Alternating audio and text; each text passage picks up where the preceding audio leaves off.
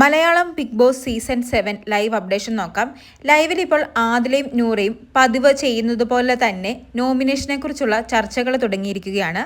Big ബോസിന്റെ rule അനുസരിച്ച് നോമിനേഷനെ കുറിച്ചോ അല്ലെങ്കിൽ ഒരു വ്യക്തിയെ നോമിനേറ്റ് ചെയ്യാൻ ഇൻഫ്ലുവൻസ് ചെയ്യാനോ സാധിക്കില്ല. എന്നാൽ ആദിലയും നൂറയും ചർച്ചകൾ ചെയ്താണ് എല്ലാ ആഴ്ചയും നോമിനേഷൻ നടത്തുന്നത്. ആദ്യത്തെ 2-3 ആഴ്ച ഇവർ ഒരു കണ്ടസ്റ്റന്റ് ആയിരുന്നു, അതുകൊണ്ട് ചർച്ചകൾ ചെയ്യാം, അത് ന്യായം. പക്ഷേ ഇപ്പോൾ ഇവർ രണ്ടുപേരും ഇൻഡിവിജ്വൽ കണ്ടസ്റ്റൻസ് ആണ്. എന്നിട്ടും ഈ ചർച്ചകൾ തുടരുന്നത് വളരെ ബോറായിട്ടൊരു കാര്യമായിട്ടാണ് എനിക്ക് തോന്നുന്നത്. സത്യം പറഞ്ഞാൽ ചീപ്പ് ഗെയിമാണ് ഇവർ കളിക്കുന്നത്. ഇപ്പോൾ എന്തായാലും രണ്ടുപേരും എക്സാമിനിരുന്ന് പഠിച്ചതിന് ശേഷം പോയിന്റുകൾ പറഞ്ഞു നോക്കുന്നത് പോലെയാണ്. അതായത് നമ്മൾ ബൈഹാർട്ട് ആക്കിയത് ഒന്നും കൂടി റിവൈസ് ചെയ്യുന്നത് പോലെയാണ് നോമിനേഷൻ ചെയ്യുന്ന സമയത്ത് പറയേണ്ട പോയിന്റുകൾ അടക്കമാണ് ഇവർ സംസാരിക്കുന്നത്. ആദ്യം തന്നെ അക്ബറിനെ നോമിനേറ്റ് ചെയ്യാനാണ് ഇവരുടെ പ്ലാന്. ആദില അതിനുള്ള പോയിന്റുകളും നൂറയ്ക്ക് പറഞ്ഞു കൊടുക്കുന്നുണ്ട്. എന്ത് ഗെയിം ആണെങ്കിലും മറ്റുള്ളവരുടെ ഹെൽത്ത് നോക്കിയിട്ട് കളിക്കണം, എന്ത് പറ്റിയാലും കുഴപ്പമില്ലെന്ന് നടിക്കുന്ന ഭാവം തെറ്റാണ്. അക്ബർ ഓടി നടന്ന് കളിയാക്കും, പറ്റിക്കും, കളിപ്പിക്കും. പക്ഷേ നമ്മൾ അക്ബറിനോട് അത് ചെയ്താൽ അക്ബറിന് വളരെ സംഭവമാണ്, വളരെ ബോറാണ്. കൂടാതെ നെവീനെയും ആര്യനെയും 2 അടിമകളായിട്ടാണ് അക്ബർ കൺസിഡർ ചെയ്യുന്നത്. അവരുടെ മൈൻഡ് ഫുള്ള് അക്ബറിൻ്റെ കൺട്രോളിലാണ്. 2 ഇൻഡിവിജ്വൽ പ്ലേയേഴ്സിനെ നഷ്ടപ്പെടുത്തുന്ന രീതിക്കാണ് അക്ബറിൻ്റെ രീതി. ഫിസിക്കൽ വയലൻസ്, സെൽഫിഷ്, ഇത്രയും പോയിന്റുകൾ പറഞ്ഞതിന് ശേഷം ഒന്നും കൂടി പറയാമെന്ന് പറഞ്ഞ് അക്ബറിനെ കുറിച്ചുള്ള പോയിന്റുകൾ വീണ്ടും പറയുകയാണ്.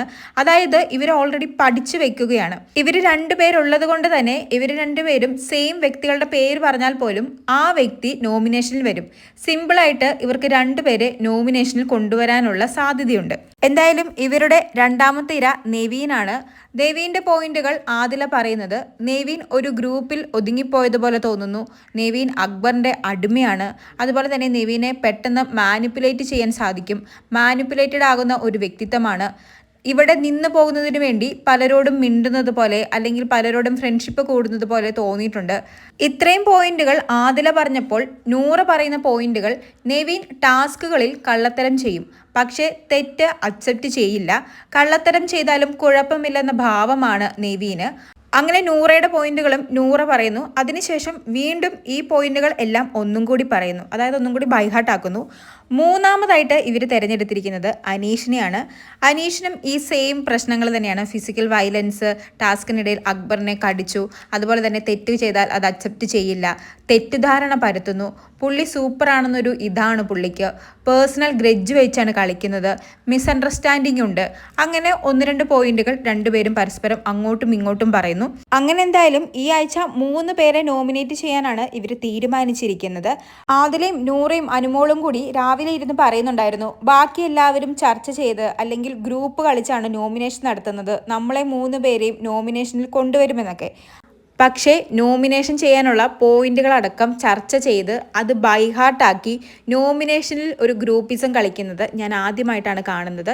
എന്തായാലും ആദിലയും നൂറയും ഈ ചെയ്യുന്നത് പക്ക ഫ്രോഡ് തരമാണ്. ശരിക്കും പറഞ്ഞാൽ ഇത് ചീപ്പ് ഗെയിമാണ്. ബിഗ് ബോസിൻ്റെ റൂളിന് എഗെയിൻസ്റ്റ് ആണ്. പക്ഷേ ഈ ഒരു ചർച്ച കേട്ടിട്ടും ബിഗ് ബോസ് എന്താണ് ഈ കാര്യത്തിൽ ഇടപെടാത്തതെന്ന് അറിയില്ല. എന്തായാലും കൂടുതൽ ലൈവ് അപ്ഡേറ്റുകളുമായി വീണ്ടും വരാം.